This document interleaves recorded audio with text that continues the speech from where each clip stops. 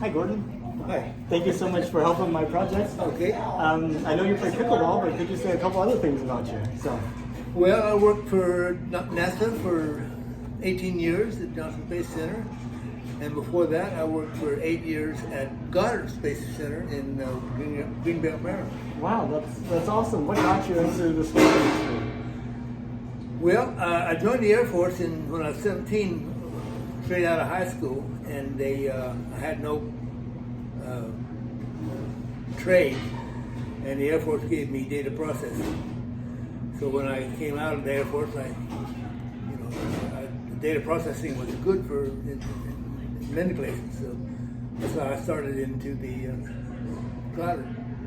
And so you worked with probably starting out with mainframes and big computers, and then. Well, I started out when I first started out. It was way back when before they had computers. Oh, okay. So I was working what they call the EAM, electronic accounting machines, the tabulators, sorters, collators, stuff like that. And when the computers came in, I just moved into that. So.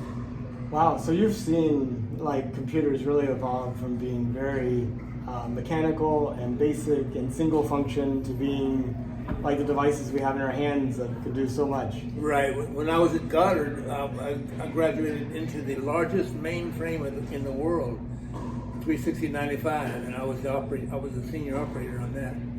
It's amazing. One question I get asked about this project that I'm doing is, how could we have gone to the moon in like the 1960s, but it's so hard to go now whenever we have all this technology? And as a person that's kind of seen the technology develop. Well, I don't think it's hard. I think it's being subdued. Okay, so it could go a lot faster. Oh yeah, we could go to the moon. Matter of fact, I'm pretty sure we've already been to the moon and Mars. Oh really? Yes. Okay. Well, in terms of Artemis and NASA's plans to go back to the moon, when did that become real for you?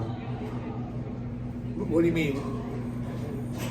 Well, I guess first of all, are you familiar with NASA's plans to go back to the moon? Yeah, I have one of my grandson-in-laws is actually designing the spacesuit for the next level. Oh wow, that's awesome that the astronauts will wear while they're walking on the lunar surface. Right. Whenever you talk to people about going to the moon, what do you find most excites them? Well, I find a lot of people believe it was all fraud, that it wasn't. We didn't actually go to the moon, which is ridiculous because, why would we do that? Yeah. So, but the ones that don't believe, that do believe we went to the moon, they're ready to go back. I am too. Of course, not personally, but I would go back if they let me. Now, in 1969, whenever Neil and Buzz were walking the moon for the first time, what were you doing at that time?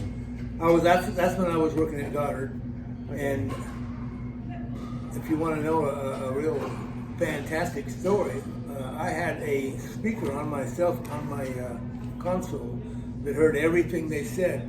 Wow. On the moon, whether they, not just what went through the commercial radio, but everything. And I heard something fantastic. Oh, what'd you hear? Well, they were walking on the moon, and I heard one of them trip, and he cussed. Of course, they didn't go with the thing. And then one of them said, Armstrong said, "My God, what was that?" And Mission Control in Houston come back and said, "What are you talking about?" He says, "They landed on the crater's edge, and they're watching." Wow. And there was nobody on the moon but us, so who was watching them? I know who was watching. Oh, like the Russians, or? No. Aliens. Oh, really? The flying saucer. I heard that same thing that I heard personally. I heard it on YouTube many, many times, and other people heard the same thing that I did. Wow. How come they didn't talk about it when they came back in like their public appearances and stuff? The government somehow feels that that's too much information for the average citizen, and we would go crazy. The churches would go crazy, also. They don't want to talk about it, even though it's obvious that anybody with a brain that the UFOs are real. Not only that, I witnessed one in 1976 off Monte Dune, California. What was that like? Exciting. Exciting. Yes. I have actually got pictures of it. Oh, that's awesome. I'd love to see them. When you think about how far humanity would get in, like, not just like 10 or 50 or 100 years, but like 200 years in the future, do you see humans living on the moon, Mars, and in like space settlements and things like that? If they let it go, yeah.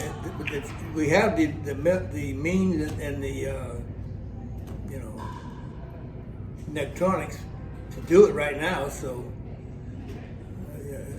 if the government lets it go, we'll go for it. And I think they will. I think they're going to stop.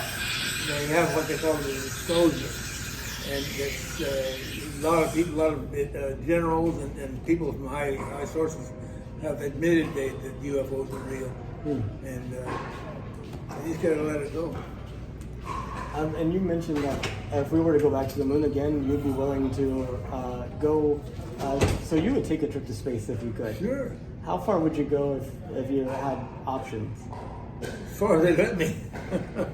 Do you think you'll get an opportunity to travel in space in your lifetime?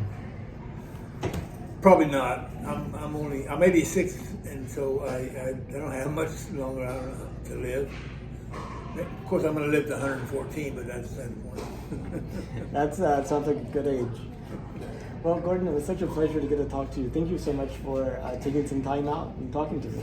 Okay, no problem.